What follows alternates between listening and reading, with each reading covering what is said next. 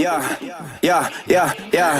line with the boom pow. Every week now I switch to a new style. 212s in the back just blew out. Everything I do end up in the news now. Yeah. Lead a cloud with a few. What is up, guys? Somber Z here, and it's patch day. We're excited. 8.1 is going live. The servers are down right now, so I figured, why don't we take a look at the patch notes? Because we can't get in the game. So what else do we do as gamers? We sit here and we wait, because Blizzard told us that the game won't be up until about 6 o'clock EST, which is 3 o'clock PDT. Crazy. But let's just take a look at all of the stuff that's really going to pertain to DKs and kind of how your class is going to work. I mean, I don't care about war fronts. I don't care about island expeditions. I think that definitely didn't work. The one thing I do care about, though, is the new azerite gear vendor. So that's coming in this patch, and I'm pretty excited about that. Except for the fact that they're not going to reset the vendor as the new gear comes out when the new raid comes out. So pretty much if you spend any of your vendored materials that you get before you can buy the 415, then you're wasting it. So don't even bother buying it, because there's no point. So just please people, please just turn in get your Mythic Plus cash, scrap all your gear, that you get recently, but just save it so you don't feel bad when the 415 item level azerite gear comes out and you're sitting there with 0 on your balance, and everybody else is buying 415 azerite pieces now. Will you be able to buy a whole ton of them? Probably not, but I would still, just in case, just save it, just so you're not screwed over. But if you don't know about this vendor, pretty much all it is all the azerite gear that you get from any source after today's patch. So out of your Mythic Plus cash, you're just gonna get the titanium, or what is that? Titan Residium, whatever it is. Who cares? Blizzard just comes up with different names for crap.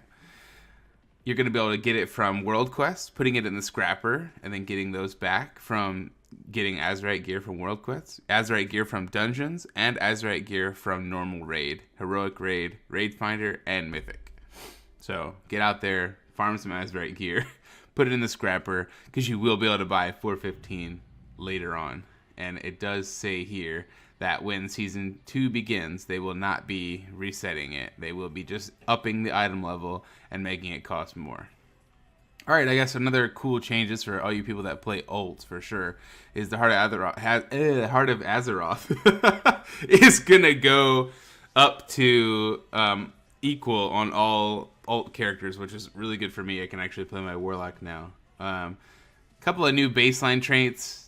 If you want to read them, you can. Not a big deal for a DK, so don't even pay attention. That's all we want to talk about is DKs.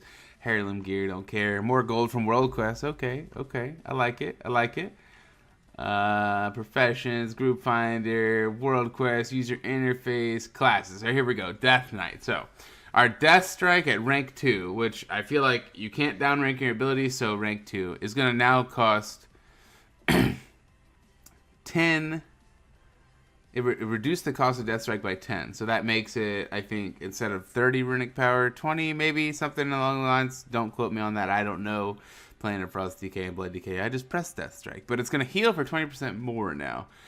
And that's actually pretty big, I think, in like a PvP aspect. It's also going to help, I think, in raids for like staying alive, kind of like when there's that instance where you need to Death Strike because you're dying. I've had a couple of times on Mythic Cahoon where like I just get back down from running an orb and I'm almost freaking dead, and there's nothing I can do about it.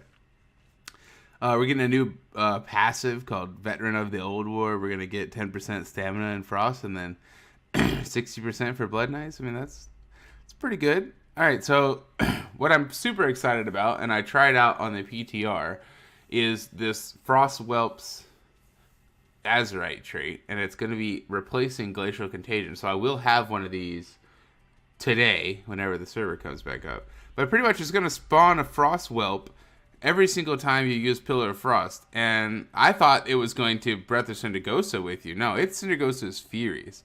So every mob it hits with a miniature Sindragosa Fury is going to give you 35 mastery up to 175, which, you know, at about our item level is like 300 and something. Of course, these numbers are skewed because, you know, this is the base trait and not what it is scaled up to the item level. So it should be pretty strong.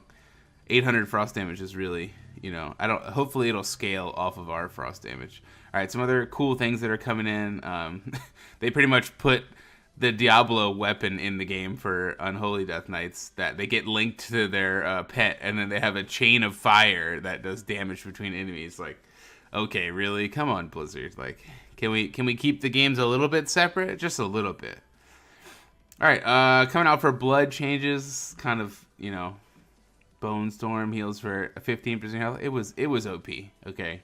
It healed for all the damage it did. You just couldn't die if you pulled 20 mobs. So that's going to be interesting to see the changes, that Blood DKs won't be able to pull as much. Purgatory no longer clears on death. Okay, so it's like Heroism now. You can't just kill yourself to reset your Purgatory.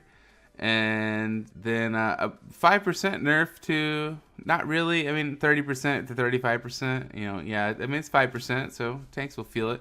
But here's the big one, 10% decrease on Breath of Sindragosa.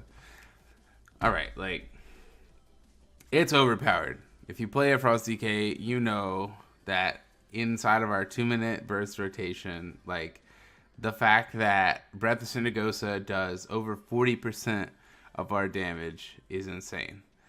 So if we take a look at some of the numbers in some of my logs last night from Gahoon, we got it to 14%, and it was a 7-minute fight. And in that 7-minute fight, I did, I think, almost 2.3 million damage with just Breath of Sindragosa. So if you think about taking 10% off of that, you're gonna lose like 100 to 200k worth of damage, you know, kind of across the board, 10%. So it shouldn't really feel it, I don't think we're going to feel it. I think this was a 10% nerf because Breath is going to scale out of control with the fact that we're going to be getting more strength, we're going to be getting more mastery, and the stats are going to get bigger because that's just how WoW works. Things just start to scale up. And yeah, all right. So, but Unholy, I couldn't believe this, you know. I hate Unholy, but I feel bad for Unholy. I mean, really, they nerfed the freaking shot by 15%. Like, holy crap. And then Necrotic Strike hits. Come on.